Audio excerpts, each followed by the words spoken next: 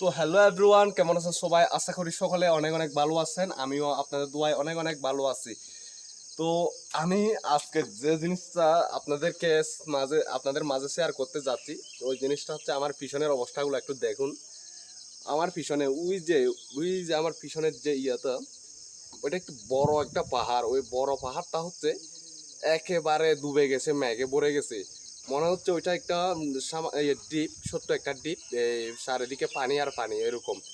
ওই যে দেখুন, হয়তো দেখা যাচ্ছে কিনা, আমি ক্যামেরাতে সঠিক দেখাতে পারছি কিনা কিন্তু এটা বলতে পারতেছি না। কিন্তু আমি কিন্তু দেখতে পাচ্ছি, এই যে ওই যে আমার পিছনের অবস্থাগুলো একটু দেখুন। এই যে মেঘ আর মেঘ বন্ধুগণ, এই যে।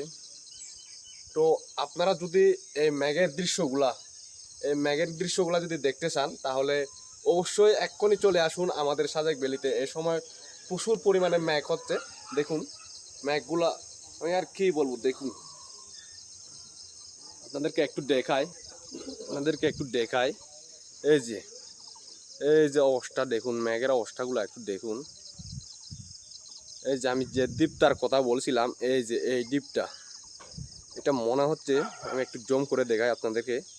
এই যে একটা বড় একটা পাহাড়, কিন্তু এটা মনে হচ্ছে যে এটা যদি জুম আউট করি, মনে হয় যে এটা একটা ছোট্ট একটা দ্বীপ, আর চারিদিকে পানি আর পানি এরকমটা লাগতেছে। দেখুন কি যে ভিউ রে ভাই।